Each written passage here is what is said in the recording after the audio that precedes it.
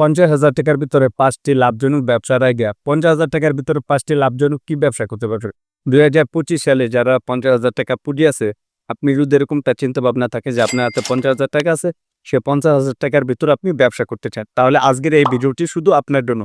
50,000 টাকার ভিতর সেরা 5টি ব্যবসার আইডিয়া। 50,000 টাকার মধ্যে আপনি সেরা 5টি ব্যবসা করতে পারবেন।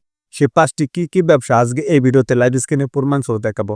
তো এই 5টির ভিতরে যদি কোনো একটি ব্যবসা যদি আপনি করার ইচ্ছে থাকে এবং করতে পারেন, তাহলে আপনার জন্য সাকসেসফুল হতে পারবেন। তো সেটা কিভাবে শুরু করবেন এবং কিভাবে মাল উঠাবেন, কিভাবে কাস্টমারের সাথে লেনদেন করবেন, বিস্তারিত একটু সমস্ত কিছু দেখানো হবে এই ভিডিওতে। তবে এই ভিডিওটি একটু শুরু থেকে শেষ পর্যন্ত দেখতে হবে। কোনো প্রকার আপনি টানবেন না, স্কিপ করবেন না। যারা কোন পর্যন্ত ভিডিওতে লাইক করেন না, দয়া করে ভিডিওতে লাইক করতে, নতুন হলে চ্যানেলটি সাবস্ক্রাইব করে আমাদের সাথে থাকুন। ওকে বন্ধুরা, এখন আমি বিষয়টি একদম ক্লিয়ার করার চেষ্টা করতেছি। তো ভিডিওটি শুরু করতেছি। ফার্স্ট আমি যখন আসবে যে আপনি একটি বিজনেস করতে চান, সেই ক্ষেত্রে দেখা যেতেছে আপনি কি বিজনেস শুরু করবেন। হতে পারে আপনি এরকম আইডিয়া আছে যে আগে পরে বিজনেস করছেন এবং ব্যবসা করেন না। দেখেন, প্রথম যে বিষয়টি আসবে নাম্বার 1 যেটা, সেটা হইতেছে যে আপনার মুদি দোকানের ব্যবসা। আপনি চাইলে মুদি দোকানের ব্যবসা করতে পারবেন। হ্যাঁ, এখানে বলে রাখা ভালো, যদি আপনার কোনো আইডিয়া থাকে এবং যদি অভিজ্ঞতা থাকে, তাহলে আপনি এই ব্যবসাটি করতে পারবেন। আর যদি আগে পরে ব্যবসাটি কোনো প্রকার যদি আপনি না করে থাকেন, তাহলে সেই ক্ষেত্রে আমি বলবো যে আপনি একটু রিসার্চ করে দেখার জন্য। সেটা কিরকম আমি আপনাকে বলতেছি। যেরকম যখন একটি বিজনেস করবেন, করার আগে চিন্তা ভাবনা করতে হবে যে আসলে এই ব্যবসাটা আমি করব, সেটা পারবো কি পারবো না। তো এটাও আপনাকে ডিপেন্ড করতে হবে। যদি এ বিষয়ে যদি আপনি জেনে থাকেন কিংবা যদি জানা থাকে, তাহলে আপনার জন্য ভালো হবে। যদি জানা না থাকে, তাহলে তো আপনার জন্য কোনো ভালোই হবে না। ঠিক আছে? তো আপনি চাইলে এই ধরনের ব্যবসা করতে পারেন। একটি মুদি দোকানের ব্যবসা কিভাবে করবেন? মুদির দোকান যেখানে আছে তাদের সাথে আলাপ করবেন, তাদের সাথে কথাবার্তা বলবেন যে ভাই কিভাবে ব্যবসাটা শুরু করতেন এবং কোথা থেকে মাল আনছেন এবং কিভাবে ব্যবসাটা শুরু করছেন এবং কিভাবে ব্যবসাটা শুরু করা যায়। অনেকে বলতে পারে তাহলে আপনি বলে দেখেন। ফার্স্ট টাইম আপনাকে কি করতে হবে? 50,000 টাকা থাকতে হবে। হতে পারে আপনার ভাড়ার দোকান নিয়েছেন কিংবা আপনার বাড়ির পাশে যে কোনো জায়গায় দোকান হলেই হবে। পাইকারি দোকানে চলে যাবেন, পাইকারি দোকানের থেকে মাল কিনবেন। তারপর আপনার কোম্পানি কিছু লোক এসে মাল দিয়ে যাবে। আপনি চাইলে এভাবে মালগুলো উঠাইতে পারেন এবং বিক্রি করতে পারেন। উঠাইয়ে তারপর আপনি বিক্রি করবেন। তবে হ্যাঁ, শুরু থেকে কাউকে বাকি দেওয়া যাবে না। দ্বিতীয় যে বিষয়টির কথা বলবো, সেটা হইতেছে যে আপনার চায়ের দোকানের ব্যবসা। 2 নম্বরে আপনি চায়ের দোকানের ব্যবসা করতে পারবেন। হ্যাঁ, তবে আপনাকে বুঝে শুনে ব্যবসা করতে হবে। চায়ের দোকান বেশিরভাগটা ফাঁকি যায়, কিন্তু মুদির দোকানে সব ব্যবসায় বাকি আছে, কিন্তু আপনি বাকি ছাড়া ব্যবসা করবেন। যদি এরকম একটা থাকে যে না, আপনার দোকানের আশপাশে কোনো দোকানপাট আছে, তাহলে সেই ক্ষেত্রে আপনি কি করবেন?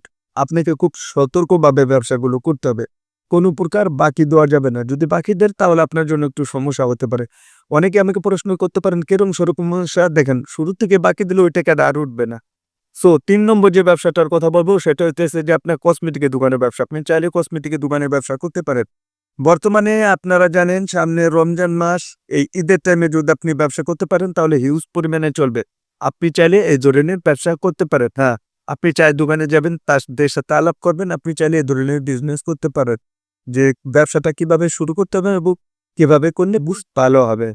সো 4 নম্বর যে পয়েন্টের কথা বলবো কিংবা 4 নম্বর যে ব্যবসাটার কথা বলবো, সেটা হইতেছে যে রমজান মাসে ফল-ফলালির ব্যবসা এবং ইফতারি, যেরকম আলু, পেঁয়াজি, তারপরে আপনার নানা ধরনের থাকে না যে আপনি ফল-ফলালি বিক্রি করতেছেন। আপনি চাইলে এই টাইপের 50,000 টাকার ভিতরে যে কোনো ব্যবসা করতে পারবেন। হতে পারে আপনার কলা, তারপরে আরো অন্যান্য যে ফল-ফলালি আছে, আপনি চাইলে সেই ধরনের ব্যবসা করতে পারবেন। তাহলে কি হবে? দেখা যাইতেছে রমজান মাস উপলক্ষে আপনি যে কোনো জায়গায় এক জায়গা বসে গেলেই হবে, কোনো প্রকার কোনো সমস্যা নাই।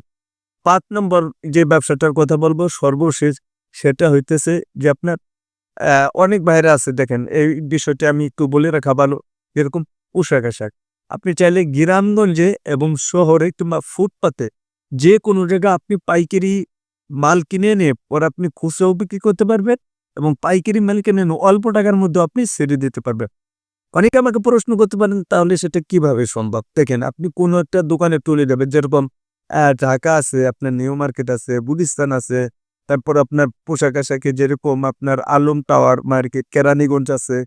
এই টাইপের কয়েকটা মার্কেটে আপনি কিংবা এই ধরনের পোশাক-আশাক যেখানে বিক্রি করা হয়, তাদের সাথে আলাপ করে আপনি চাইলে আপনি সেখান থেকে পাইকারি মাল কিনে এনে আপনি যে কোনো জায়গা খুব ইজিলি ভাবে বিক্রি করতে পারবেন। কেননা দেখা যাইতেছে বর্তমান সামনে একটা সিজন, রমজান মাস, সেই রমজান মাস উপলক্ষে দেখা যাইতেছে যদি আপনি ব্যবসা করতে পারেন, সেখান থেকে আপনি গুজ পরিমাণে টাকা ইনকাম করতে পারবেন। কেননা দেখা যাইতেছে যখন আপনি বিজনেসটা করবেন কিংবা ব্যবসাটা করবেন, আপনার কাছে যদি একটু ভালো ধরনের প্রোডাক্ট পায়, তাহলে ব্যবসা চলবেই। যেকোনো পোশাক-আশাক, যেকোনো খাবারের দোকানই হতে পারে, দোকান চলবেই। কেননা দেখা যাইতেছে যখন আপনি বিজনেসটা শুরু করবেন, সেই ক্ষেত্রে আপনার দোকান ছেড়ে যদি ওরকম কারো পছন্দ হয়ে যায়, তাহলে অন্য কোথাও যাবে না কিংবা কোনো মার্কেটেও যাবে না। এরকম কিছু ভাইয়েরা আছে দেখবেন, আপনি টি-শার্ট বিক্রি করেন কিংবা গেঞ্জি বিক্রি করেন, প্যান্ট বিক্রি করেন, যাই বিক্রি করেন না কেন, যদি আপনি ফুটপাতে সিস্টেম অফ দোকানে হোক, যেকোনো জায়গায় যদি আপনি বিক্রি করার সময় যদি কোনো কাস্টমারের পছন্দ হয়ে যায়, তাহলে আপনার কাছ থেকে নিয়ে যাবে। তো মূলত আজকে এই ৫ টি ব্যবসার আইডিয়া দেয়া ছিল। ভিডিওটি যদি ভালো লেগে থাকে অবশ্যই ভিডিওতে একটি লাইক করবেন, নতুন হলে চ্যানেলটি সাবস্ক্রাইব করে আমাদের সাথে থাকবেন। বন্ধুরা, আজকের এই ভিডিওটা এখানে শেষ করে দেব। সবাই ভালো থাকবেন, সুস্থ থাকবেন। পরবর্তী ভিডিওতে দেখা হবে। আল্লাহ হাফেজ।